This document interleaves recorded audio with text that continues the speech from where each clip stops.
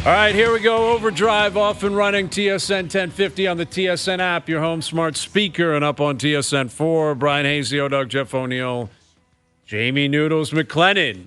What's up? How we feeling? I'm feeling good. Feeling good? Well, why not? Why not? We're talking off air. We're going to go watch some hockey later. Yeah, the old Monday nighter. The old Monday nighter. Three of us will be in the building.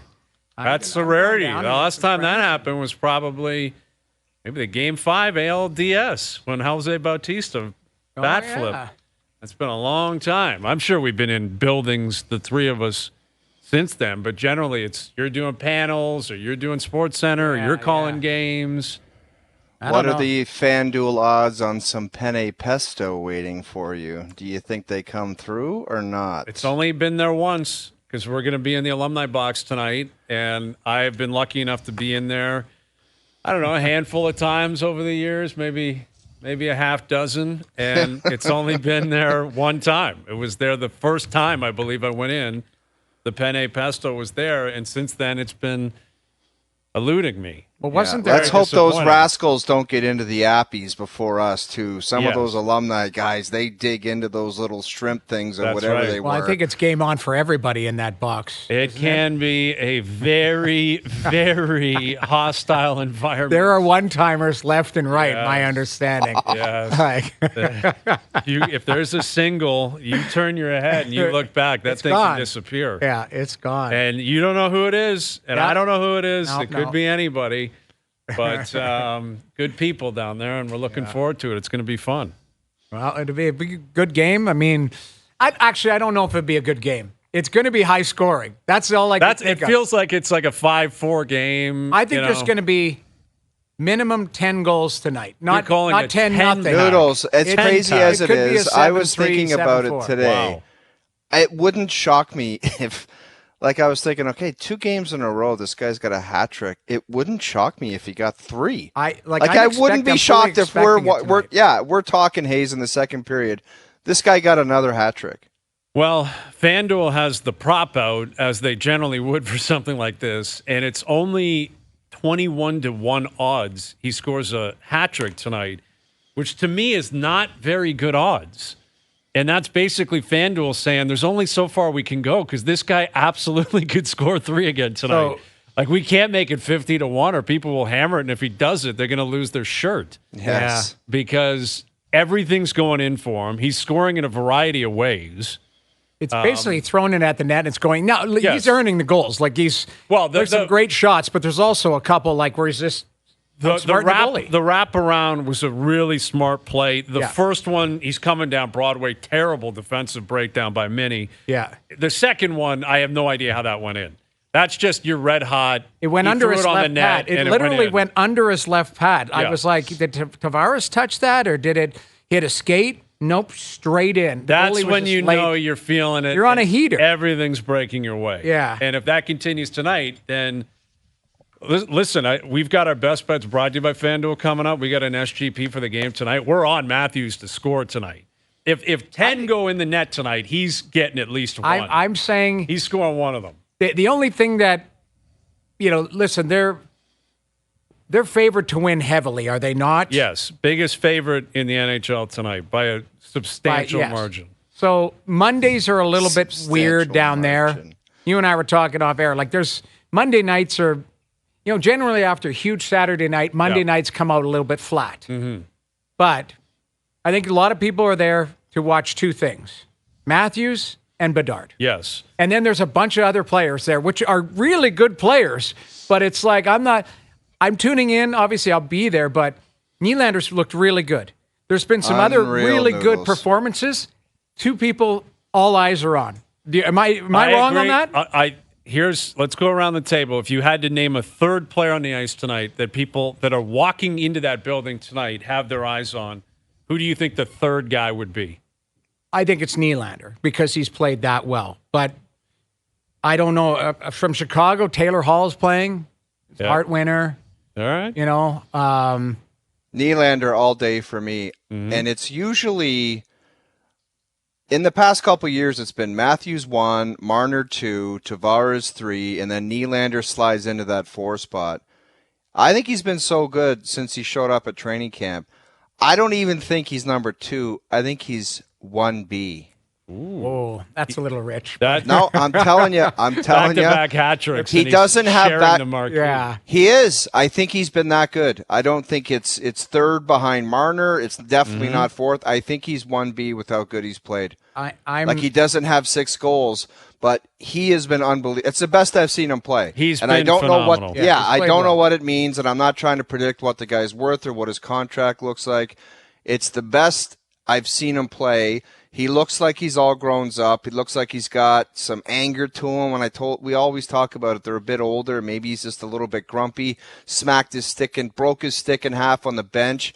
I like that. Yeah. I like that. It just means you get a little bit of grit. You got some competitiveness, and just maybe you're a little bit older and a little bit cranky. And I like what he's doing out there. I agree. Best I've seen him play. I think he's been outstanding through 2 games. The goal he scored the other night was a beauty. And yeah, in terms of the contract stuff, which we're not going to get into constantly because there's no point.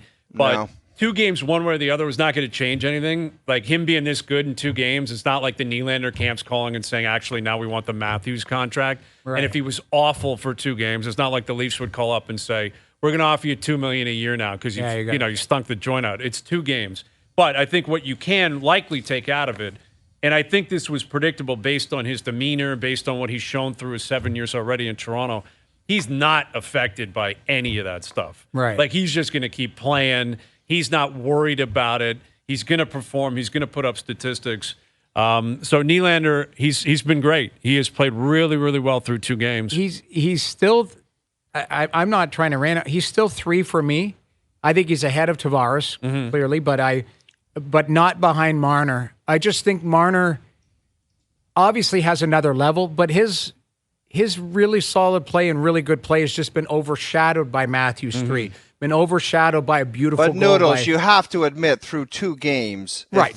If we're just dealing with kind of who played better through 2 games, you can't say that Nylander has been lesser than what Marner's brought to the table. Agreed. Through 2. He would be 2.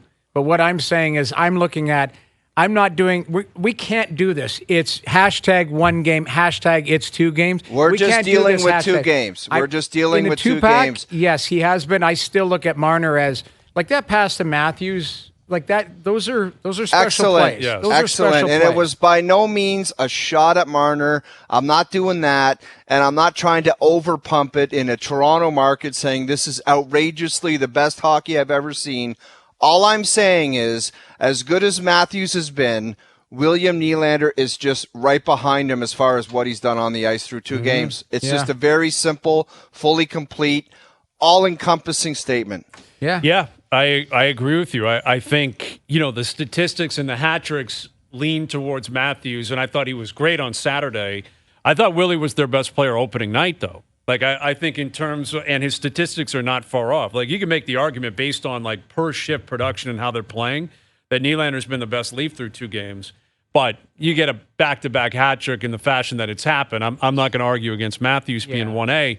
I agree with you in terms of the big picture and the pecking order. Yeah. If we're still talking about what we expect the rest of the way, I'm with you on Mitch Marner. But Nylander's been... he's been outstanding, but I will say this, as someone who is walking in that building tonight, so I can be the one to answer this. I don't have to speak of this hypothetically. Bedard is number 1. That's why we're going down tonight more than anything. You're going to see him here once. He's here 1 time this year. Who knows how many times he plays here his whole career. And doesn't Bedard take care of the Monday blues as far as significantly? I think there's a buzz because it's Bedard. Where if this was any other team or a lesser team or a team without a superstar to the same extent, I think it would have a very Monday feel to it. I think it is a little bit unique because it's Bedard. So Bedard 1, I think Matthews 2 because of the way he's been going. I'm going Ryan Reaves 3. Ryan Reaves 3 because he has had a carbon copy game. Both games. 2 massive hits. The second one was obliterating somebody. Yeah. And then Jack, I said, that's enough. Right. And Marcus Foligno said, that's enough. Right. I don't know who would say that's enough tonight, but it might be Nick Foligno. It might be Nick. He may fight both Folignos through back-to-back games. He's not going to fight every single night, but what I will say is those hits and fights. That is a sleepy building. It is historically a sleepy building. There are three things that get people jacked. Goals being the probably number one, naturally, and then hits and fights. Like it's and I don't know what order it is. It's probably goals one, but it might not be. It's been like that in every market, Hazy, especially Toronto. Forever, yes. And especially here. And I think we all can speak to it, going down to the Gardens, going to the ACC, Scotiabank.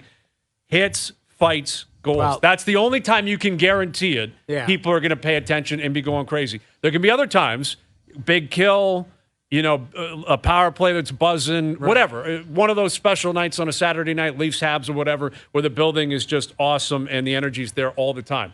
But Monday, Tuesday, Saturday, it doesn't matter. Yeah. 2 a.m, 5 p.m, hits, fights, goals, guaranteed to get a reaction. And he's supplied 4 massive hits and 2 fights.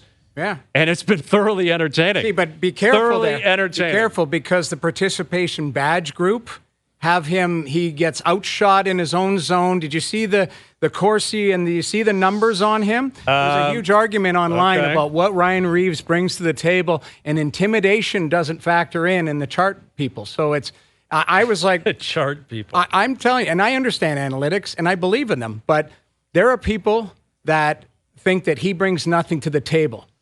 He definitely does. Especially in the regular season, especially in a scenario. We've watched the first 2 games.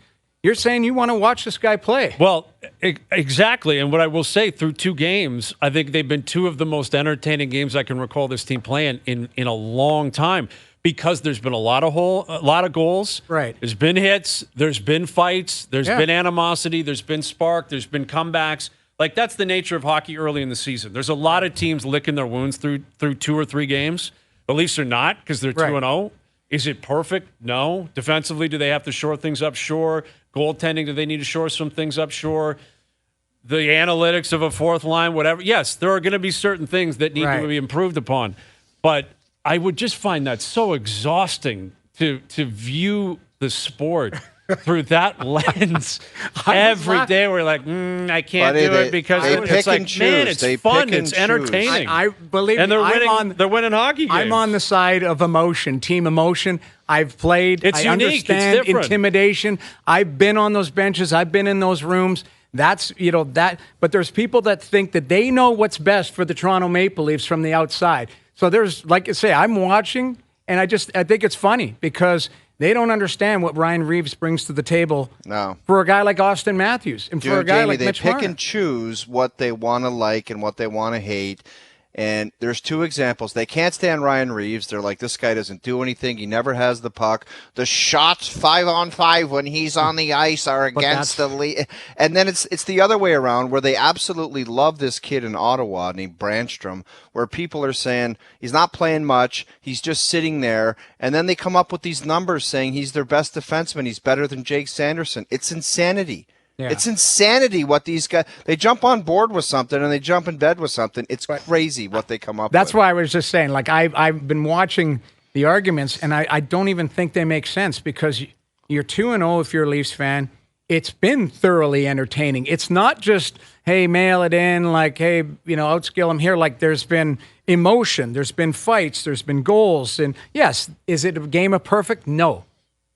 That's 2-0 and looks good. I don't know who's arguing what. I can take a guess. I haven't seen that personally, and I'm not. You can't dispute like the facts of whatever those numbers might be. And I don't have them in front of me. I know they've been caved in a couple times. The third line at different times, sure. And I know it's underwhelming in terms of that. But what I'm saying is, and I've been very vocal about this and on the record when they signed Reaves. I said I believe he will bring a ton of entertainment during the regular season, but I don't think it makes any impact come playoff time. And I haven't changed my mind on that. I wouldn't believe it, Hazy, if these were 2 losses, man. If they were losses, dude, people would be saying, what the hell did you, like, they would be going nuts. Well, I'm telling you. That's probably true, and whatever. Everyone, you're entitled to your own opinion and your own viewing experience. Right. What I'm saying is, as a fan of the sport, this has been a team that has, over the last few years, it's become a bit stale, a little bit routine,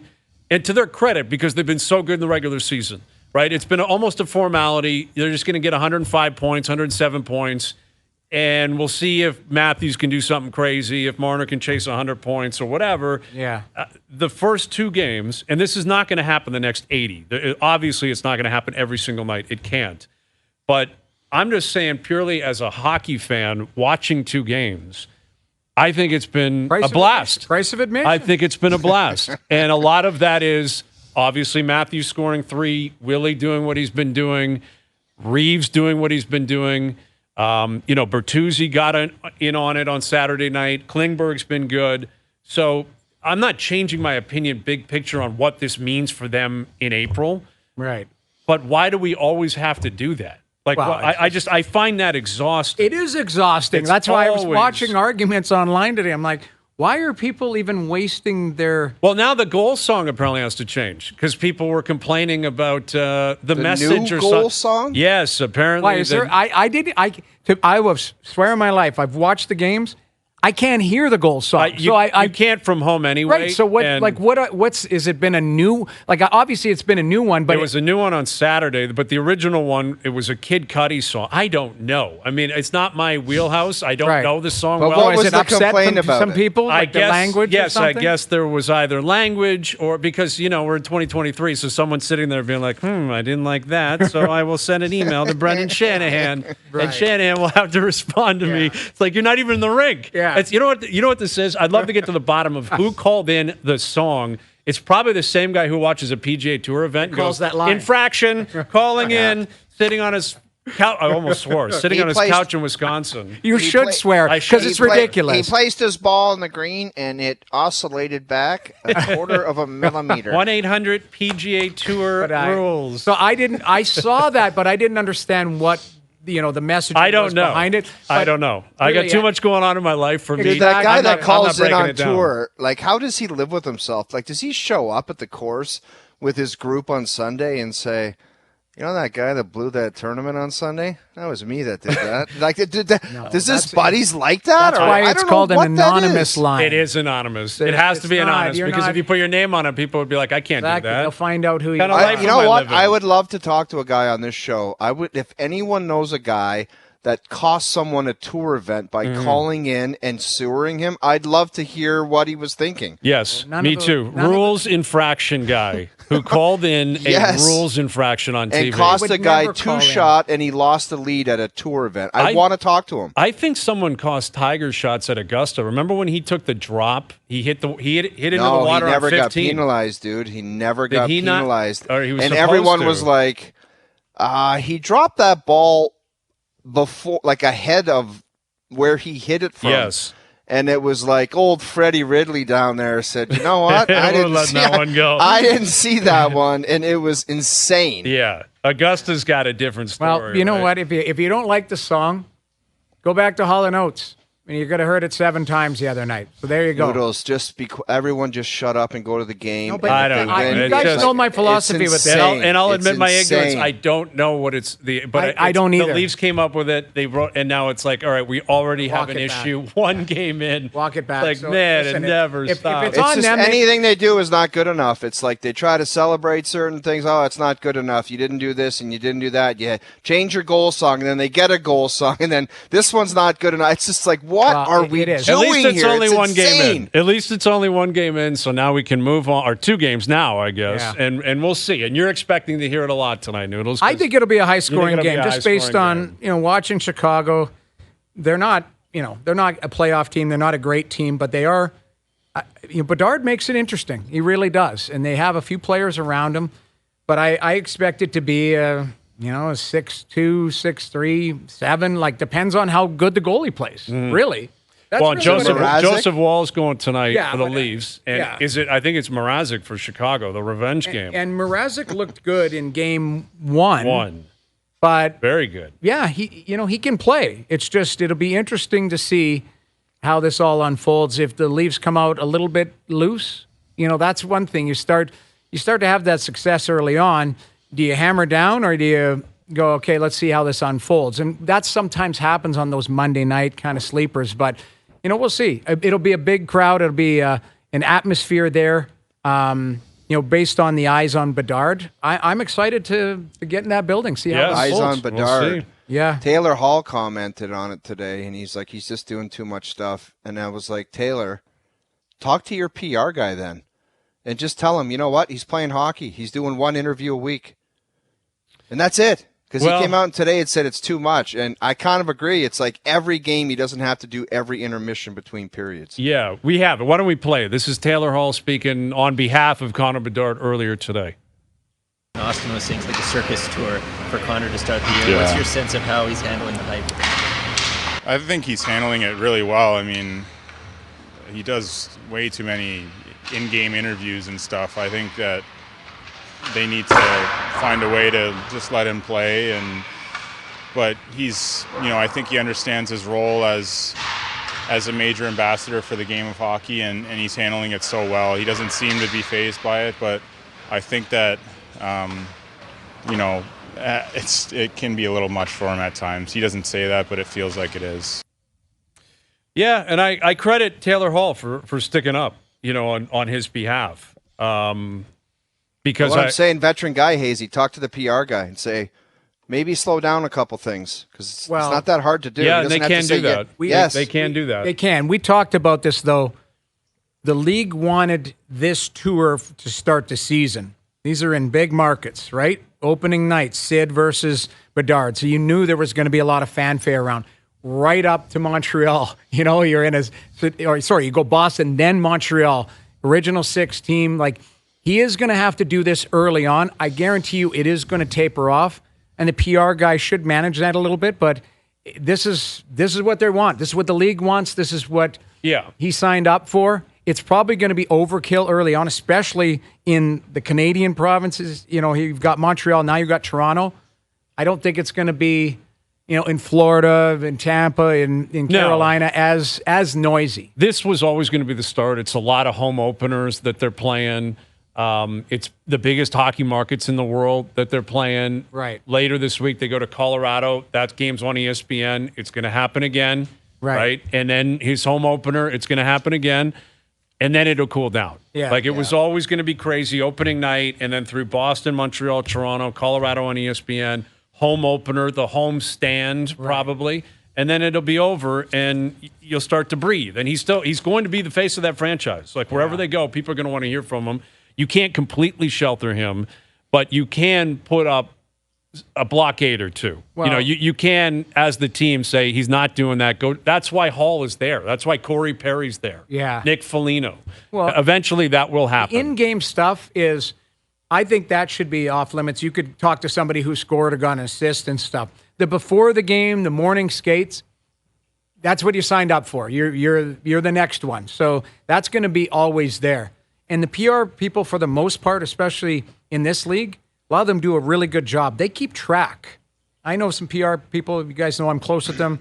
They keep track, literally, if somebody complains to the media and they say, you haven't made him available, they'll go back in their book and say, he was available for 12 minutes that day. I know, Noodles, but it's almost like a PR guy should keep track of the questioning, because if they just want to be selfish and entitled to the interview, and he gets around there and it's like, so what did you do yesterday? And it's just this better be you better have 5 questions loaded up, dialed in, and then let him go. Because if you're just wanting to use his time, I think that's nonsense.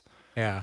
Well, we'll see what he's got tonight. Yeah. All right. He's only through this town once. He's only going through Boston once, Pittsburgh, Montreal once. Yeah. But then when he goes out to Western Canada, it's going to happen again. He's a Western Canadian kid. Yeah. When he goes to Vancouver, that's going to be bedlam. When he plays McDavid for the first time, that's going to be bedlam. Hazy, we forgot to mention, almost 20 minutes in, good luck to the Grappler in his first day in management. Yes. Yes. Welcome Doogie Howser for his first day behind the glass. Doogie, great job so far. First day of school. This is where we're showing our age, because we have Josh, and he has no idea who Doogie is. Well, Josh is in his early 20s. I barely know who Doogie Howser is. Yeah. Doogie Howser that's like an 80s reference. Well, he's 47. I'm 52. No, I understand grew up on Doogie Howser. I understand that, but why would Josh? Josh was born this millennium. Tell him to go on YouTube tonight. Doogie, go on YouTube and just Google Doogie Howser. He was like a teenage doctor back in the day in the 90s. Yes. And Hazy, you're right. You probably are barely familiar. I know Doogie Howser. Like, I thought it was fun. I'm aware it's a good line for us, but to use that as a nickname when he Doogie doesn't Howser, know, man. we need a modern What version. if he wrote back "Okay, Boomer"? Like that. That's probably what he was thinking. Because that's okay. You know loser. what it is? There's the doctor on TV right now. I think he's like a genius type of thing, but he's a kid. He's got the dark hair. He looks like Sheldon from. I know what you're talking about. Yeah. It's a CTV show. Yes. I don't know the name of it, but yeah, that might be better. That's more modern. But Doogie Howser. We need a modern version of Doogie Howser.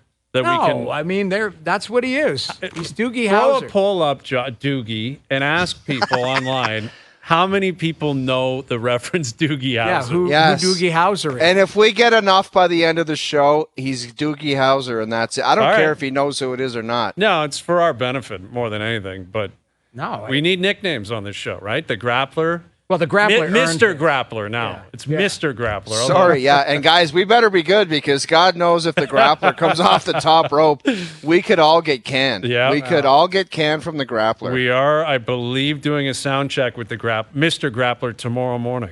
Yeah, I won't be on that. Well, you better be. Mr. Grappler will not accept like a sound check with the Grappler. Yes, we did one for 6 years in front of his face. Well, now he's in management, so now he's really I'm not break doing it down. anything with that guy. Sound check with Mr. Grappler tomorrow. Sound check. No, it'll be him on the call. If I ever get an email, here's the one way you'll never see me again. If I ever get an email from the Grappler that says I need to meet with you guys in my office at 3:15 p.m., you'll never see me again. I hope it happens, and I'm expecting it will. Because, listen, the Grappler's moving and shaking, man. He's moving up the corporate ladder. Our guy. There's Doogie Howser. That's him right there. Yeah, Neil Patrick Harris. So How I Met Your Mom. That's where. No, I know, but even that show's been gone for 15 years. Yeah. Or at least 10 anyway, I think. Like, that show is old. I'll bet you Josh doesn't even know How I Met Your Mother. Doogie, do you know that show, How I Met Your Mom? You're See, familiar he knows with that? I don't think so. He's just going to nod. What else is he going to do? Wow. Get him on the mic. He's got to introduce himself. He's got to get in the groove here. We'll bring him in. We got to get to CJ. CJ's coming up. Luke Willson coming up. Hayes and company. Wow. Did you have a weekend? Did I have a weekend? Where's the Beansy tweet then? Because it's early, dude. I was texting with these guys today. I said, I'm more of a second half gambler anyway. Yeah. Early in the season, I'm finding my rhythm. Yes, I'm picking a lot of winners. But I really start to get hot later, and these guys are so nervous because they have to call this game tonight. This is a tough game. We're not nervous, and I sent you should a pick. be. I sent you a pick of what you're going to need in the next couple of weeks. The underpants? Manderpants. The amount of people, like, if my wife had access to my mentions, the amount of grown men that are asking me, how are your underpants all weekend? She'd be like, what the hell? Why did Gary just send you a tweet? I don't know. Checking your underpants. How's your underpants? Like, that, do you know how many people send me that tweet all weekend? Like when the Bills were driving early last night. How are your underpants? Okay, so where are you at with that just like the GM of the Seattle Mariners. He changes underpants and changes too. Yeah. He did. All right, Chris Johnston coming up. Luke Willson still to come later this afternoon. Overdrive continues. TSN 1050 and on TSN 4. Overdrive continues, brought to you by FanDuel, bringing you everything from the opening line to the final score.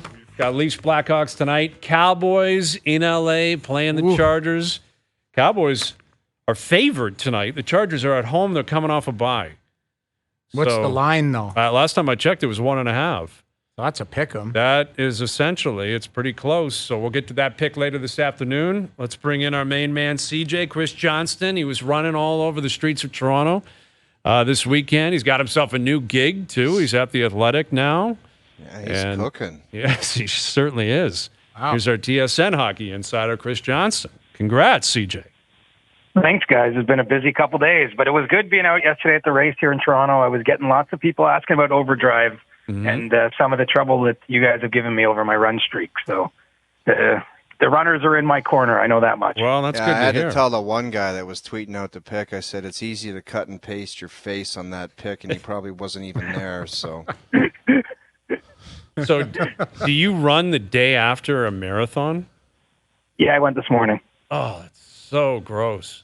But very impressive. Probably flush it out, though. Like you really flush the lactic acid out, I would imagine, wouldn't it? Nice run today? It actually works, honestly. Like the first kilometer was pretty ugly this morning, but after that, it kind of feels normal. And right now, it's almost as though I didn't run yesterday. So. Good for you. That's so great. How far did you go today? How far did you go today? 5K, Noodles. So nothing, O-Dog. Nothing too crazy. 5K. Good. Pretty good. Nice run. Pretty good. All right. So you've been up close and personal. You've been watching Auston Matthews. Obviously, everything's clicking, but is there anything in particular that you're seeing differently from him, whether it's his demeanor, his approach, his general energy, attitude? I don't know, this year compared to what you saw last year? I think if there's one thing to put, a circle around for me, it's maybe the way he's moving around the ice. I think that he's skated pretty well. I know it was maybe a little bit of a rough start to the first game, and then he ends up getting the hat trick there late in the night against Montreal. But I think that he's moving really well. Clearly benefiting from a healthy summer and a chance to recharge the batteries, get in shape. I mean, I think last year certainly part of his season that was maybe hinted at, but wasn't fully flushed out is just how often that he wasn't at 100%, and I think it showed in kind of the way he played. I think we've seen him be. Show his dominant stretches a little bit more early in the season. And, obviously we've all watched him enough to know that when he's in those kind of modes, I mean, he's attacking the net. The wraparound goal for the hat trick on Saturday was, kind of, to me, typifies this. But, he's fooling goaltenders with his shot. And I think he's clearly feeling it. And, the one part that I would love to know, but hard to get inside his mind because he doesn't like to indulge these topics, is just, how much having a 40-goal season last year while he sees, McDavid get 60-plus and other guys exceed him. I just wonder how much motivation that is for him. As I say, he's not something he would ever talk about publicly, but I have to believe that there's a push there to want to kind of reclaim his goal crown, and he's off to a pretty strong start if he's going to do so. CJ, the fans want to know, and it's already started after 2 games, whether through tweets or asking me in public, it's like, here these guys go again. They're going to dummy the entire league throughout the regular season. And isn't that the only thing they have to strive for? Be the best players you can. If you want to score 8 hat tricks in a row, go ahead. But kind of figure out a way to be dominant in the playoffs, because that's what everyone's starting at. It's like, oh, you're back at it again, the Auston Matthews hat tricks. Well, I mean, what else are we supposed to do? There's still 80 games between now and the next game. It's kind of right question. It's like, how do you figure out? Obviously, hat tricks in the playoffs every night don't happen, but you got to figure out a way to be dominant. That's what great players do. Right, and I think you want him at his best. And I think the other side of it is you're watching games around the league. There's a lot of crooked numbers up there, and goaltenders off to tough starts. I think it takes a while for teams to find their structure and.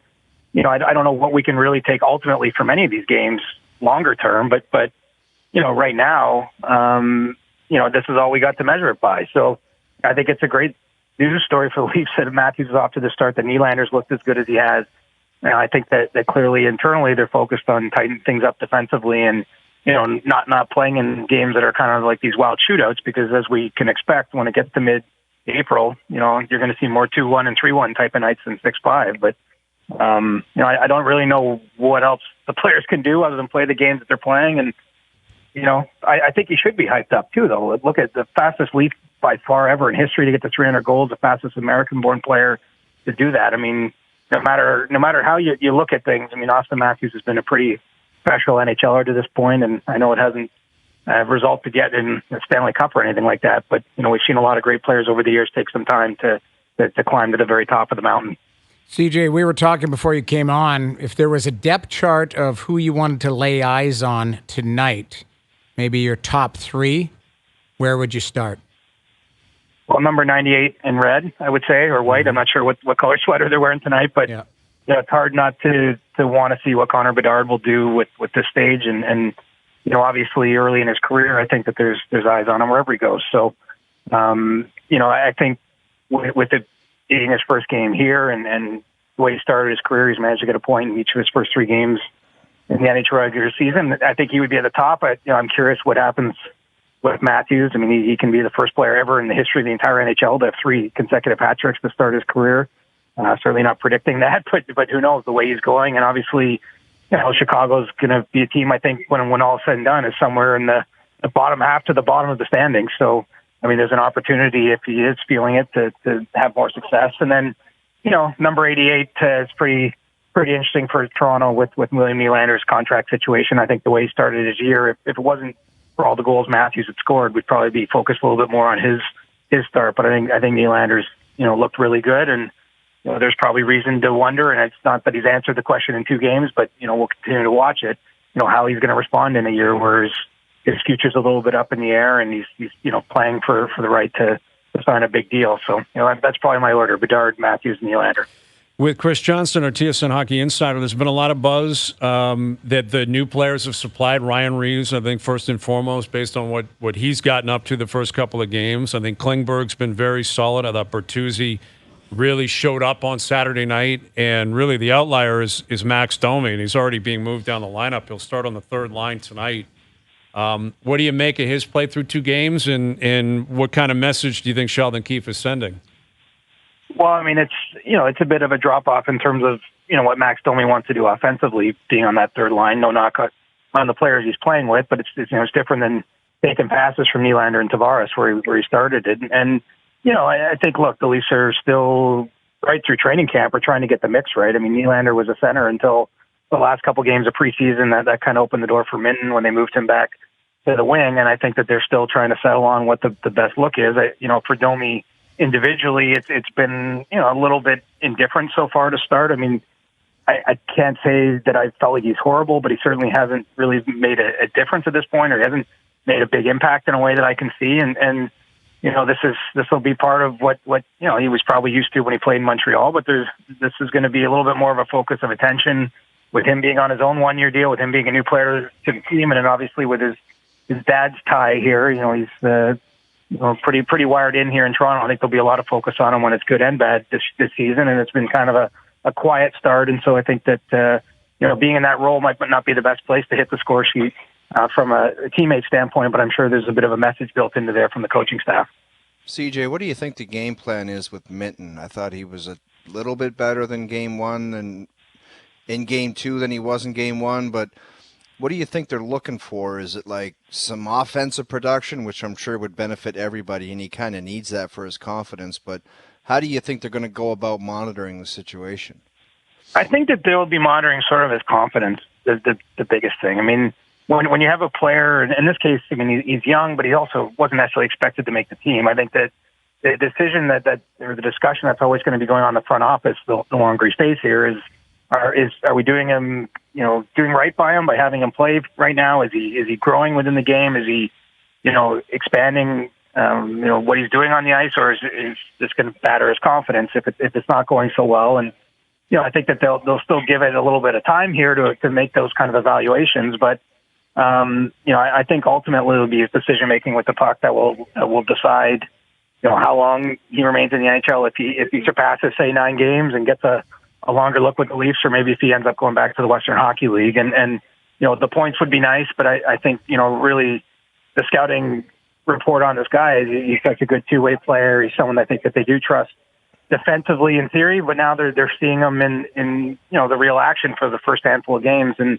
that's where the judgment will come in. I will say for his part, Sheldon Keefe spoke pretty glowingly of Minten this morning, was kind of making a case, I think, for everyone to be a little bit patient and mentioning some of the growth he's seen even just from a practice day and how confident he is on the ice. And so I think that'll be the biggest determining factor in the end, is just, figuring out if they're doing right by him. So I think that there's probably a couple of weeks of patience left, maybe 1 or 2, before they kind of have to get to a bit of a crossroads or a decision on him. But we'll have to let that play out a little bit more before we're making any bold proclamations. Saw the news about Kirby Dach earlier today. Really sucks for him. I mean, I thought he was the best player on the ice opening night last Wednesday. He popped. He was outstanding, and they're not giving exact details. I don't know what you're hearing, but it sounds like long-term and lengthy. That's lengthy said. Like that. He's a young guy who's had injury problems already, CJ.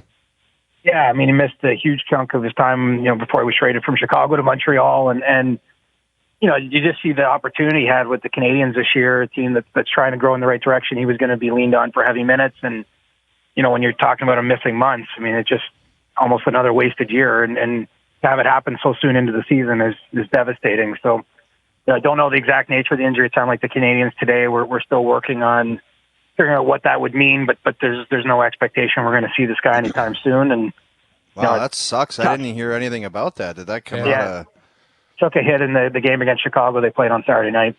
God, that sucks. Yeah. He was really good opening night. And again, that Montreal team, they're not going anywhere, I don't think, this year anyway, but it was about the Docks and the new hooks and the building. That line could have built all year with Slavkovsky and Newhook, and now it's gone. It's terrible. Exactly. Yeah, it's the worst possible start to the season. I mean, let's call it what it is. Yeah. All right, CJ. Well, enjoy it down there tonight, buddy. We'll do it again soon.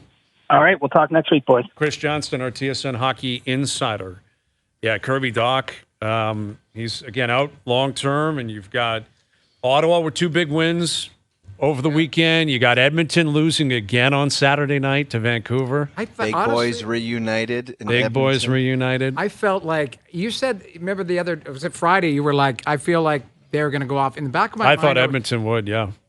They played well. It's just they couldn't get a save at the right time. And then the Smith was like, he's facing the wrong way in the net one time. Draisaitl hit his leg. Like, it was like they went down before they got to go up. And but don't you guys think, like, putting the big boys together is like, well, it looks like we might not get a save, so let's try to put up a 6th spot. That's the read I get from that. It's not like, oh, we want to change the look of what we're doing. It's like, I kind of get the sense is we don't really have faith in our goalies, and we might need 6 to win. They gave up 18 shots. They outshot them 40 to 18. They lost 4-3. Yeah. Can't happen. Can't do it. Can't win with it. The 3rd goal was a 2-on-0. Terrible read by Nurse. But if you look at it, the 4th goal can't go in at that time. That's Lafferty comes down the wall, shoots it far side. It looked like there was going to be a collision. Skinner kind of lifts up. It just... You need a save at the right time. You're going to give up goals, and I know there's a mountain of goals going in the league early on here. It's happened. It's loose, and I watched Tampa yesterday. I watched Philly the day before. Like, goals are going in, but it's the timely saves. That's what's killing teams. And if you don't trust what's going on in there, you're right. You gotta outscore. Like, that's the beauty of the Leafs. They gave up 5 the first night. 6 technically because of the called back goal, but they outscored it. If you don't outscore it, you're losing games. Yeah, and that team, it shouldn't be an issue them outscoring, and eventually it won't be. I mean, they will. And if Draisaitl, McDavid, Kane, if they're aligned, they're playing 20 minutes a night, 22 minutes a night, there will be an explosion of offense. But yes, that has been the concern. Save. Goaltending, if the power play comes back to life a little bit, some defensive breakdowns at times. It's cost them. They're 0-2 to start. Luckily for them, there's 80 games left. You should feel good. Pretty confident. That's the thing, though. On a night where you give up 18 shots, you feel like you should win that game. The Oilers are going to be okay. I think they'll settle in. They'll be okay.